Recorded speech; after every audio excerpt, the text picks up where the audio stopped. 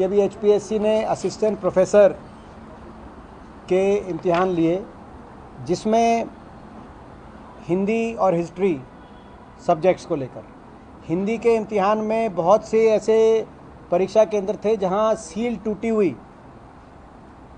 Question paper पहुंचे।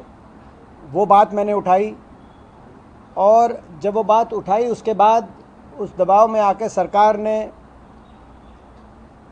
उस परीक्षा को कैंसिल कराने का निर्णय लिया। लेकिन उसके साथ साथ जो हिस्ट्री का है, हिस्ट्री की परीक्षा को सरकार ने कैंसिल नहीं किया, बल्कि उसमें प्रक्रिया आगे बढ़ाई गई।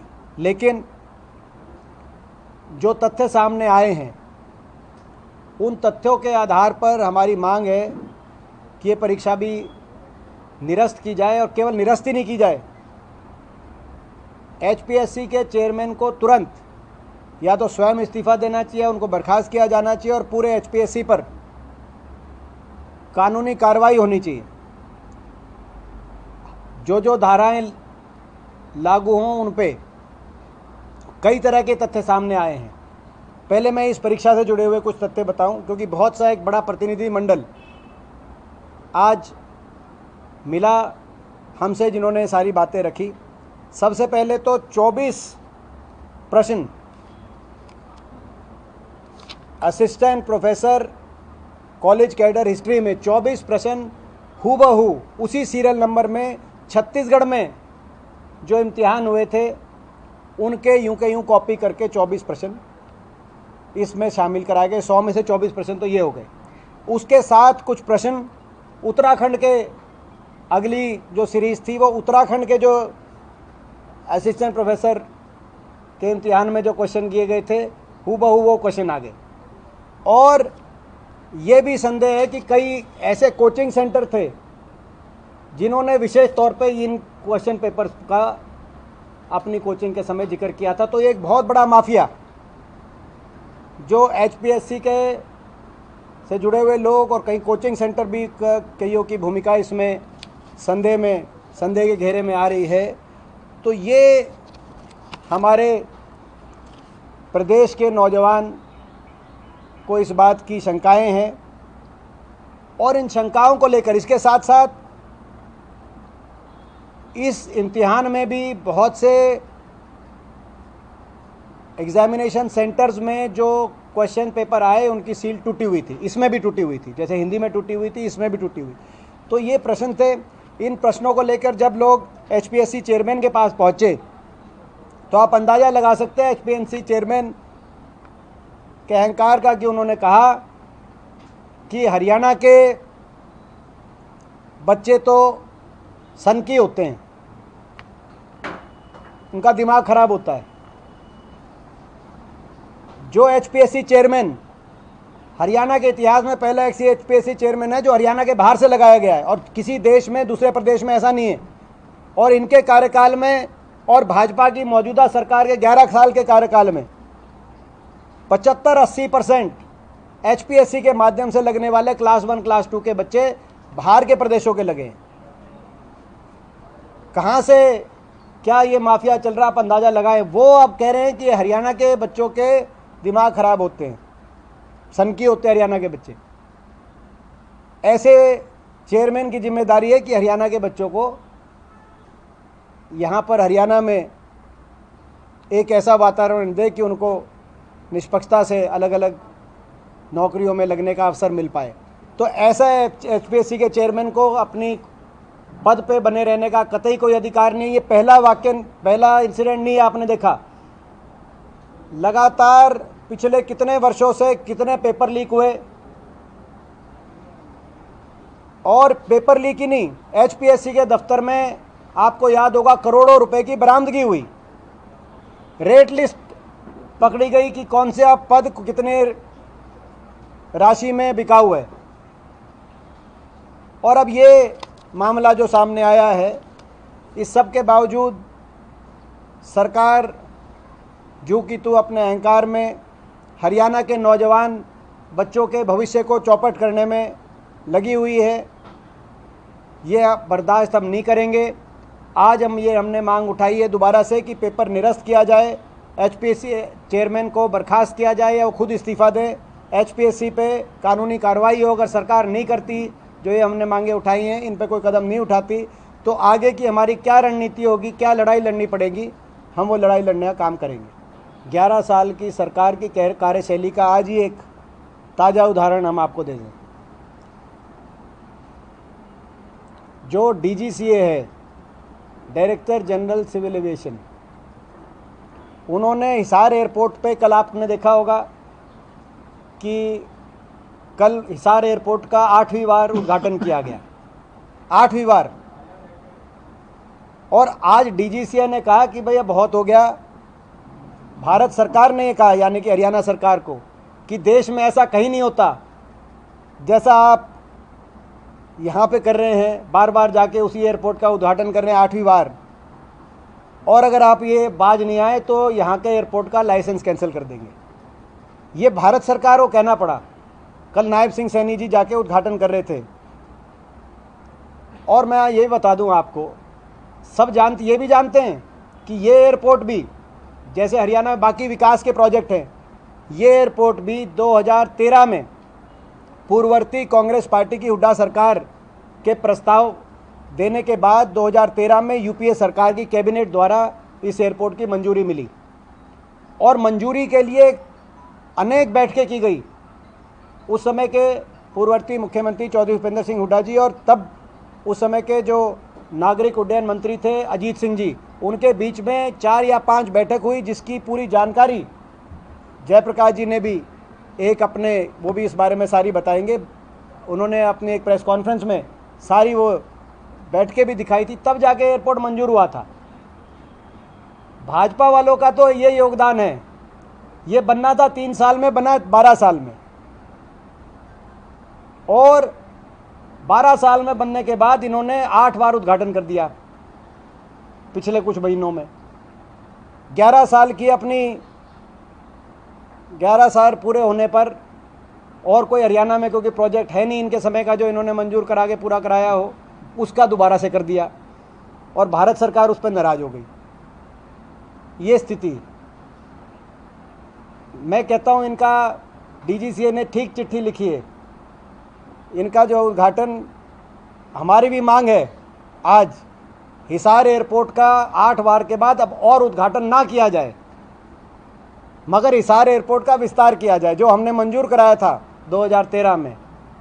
पूरा बड़ा एयरपोर्ट, इंटरनेशनल एयरपोर्ट हरियाणा के अंदर कोई नहीं है, उस लेवल तक इसको पहुंचाया जाए।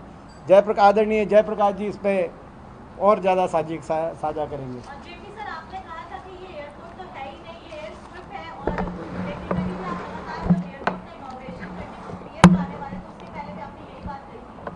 मैं आज भी यही कह रहा हूँ कि इन लोगों ने बड़ा धोखा किया है हरियाणा की जनता के साथ। जब चौधरी भूपेंद्र सिंह हुड्डा चीफ मिनिस्टर थे, मैंने चिट्ठी भी दिखाई थी उनके, और उस वक्त civil aviation minister Chaudhary Ajit Singh के हस्ताक्षर है उसमें। मेंबर प्लानिंग की चिट्ठी है, यहाँ के हमारे सिविल एविएशन सेक्रेटरी और देश के सिविल एविएशन सेक्रेटरी की चिट्ठी है। 300 एकड़ में डोमेस्टिक एयरपोर्ट मंजूर कराया था, डोमेस्टिक एयरपोर्ट, और इन्होंने 7300 एकड़ जमीन दे करके एरोड्रम बना दिया। अब ये कहते हैं 11 साल की उपलब्धि। मैं 2 ही बात पूछना चाहता हूं भाजपा से। 11 साल में जो 2014 में सरकार बनी और किसान की जो चर्चा आई, आज़ादी के बाद यदि सबसे ज़्यादा किसानों ने किसानी और खेती को बचाने के लिए शहादत देनी पड़ी, ये बड़ी उपलब्धि है इनकी कि किसानों ने देनी पड़ी। 730 किसान शहीद हुए, अपने राजनीतिक विरोधियों को प्रताड़ित किया।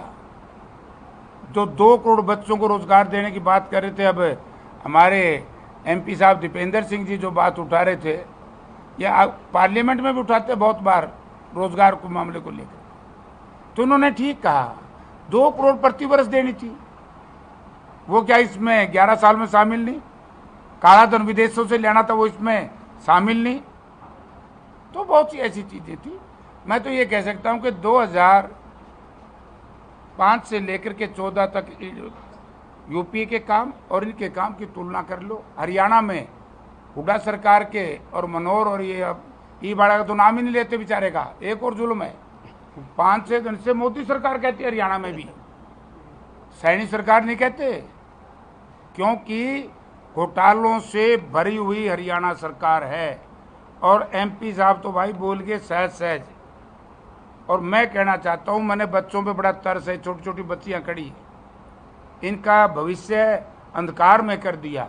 एचपीएससी के चेयरमैन और सेक्रेटरी जिनकी जिम्मेवारी है पेपरों की रखवाली करना, पेपरों को सेटर को समझाना जो सेट करता है, अगर उसमें उन्होंने कोताही बरती मउनके खिलाफ आपराधिक मामला दर्ज होना चाहिए और उनको जेल के शिक्षकों के पीछे खड़ा होना चाहिए। नहीं, जिस तरह व्यापक घोटाला मध्य प्रदेश में हुआ था, यहाँ भी वो शुरू हो गया। देखिए, जहाँ तक आपने जो 11 साल की बात करी, एक और बात उसमें देखनी चाहिए।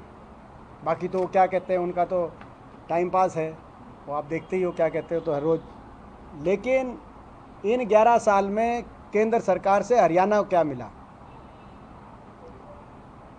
केंद्र सरकार से हरियाणा को क्या कोई बड़ी परियोजना मिली? नहीं मिली, ये देखना चाहिए। तो मैं समझता हूँ हरियाणा के लिए आज 11 साल का इनका रिपोर्ट कार्ड ये है कि देश में सबसे ज़्यादा बेरोजगारी हरियाणा में, देश में सबसे ज़्यादा नशा हरियाणा में, देश में सबसे ज़्यादा डंकी के रास्ते विदेश में जाने वाले युवाओं में नंबर हरियाणा का, कानून व्यवस्था सबसे ज़्यादा चौपट आज हरियाणा में। एक कोई केंद्र सरकार से कोई बड़ी रेल परियोजना, कोई बड़ी मेट्रो परियोजना हरियाणा को नहीं दिलवा पाए 11 साल में। छोटा समय नहीं होता 11 साल। 1 इंच मेट्रो को आगे नहीं बढ़वा पाए 11 साल में। कोई पैसेंजर, कोई एक नई लाइन 11 साल में नहीं बनवा पाए हरियाणा के अंदर। कोई एक बड़ा पावर प्रोजेक्ट हरियाणा में नहीं लगवा पाए, ना थर्मल का प्रोजेक्ट लगवा पाए, परमाणु वाला फतेहाबाद वाला आज तक उसको कमीशन नहीं करा पाए, ना कोई एक बहुत बड़ी नई केंद्र सरकार के माध्यम से कोई शिक्षा का कोई बड़ा कोई संस्थान या यूनिवर्सिटी हरियाणा के अंदर ये स्थापित करा पाए।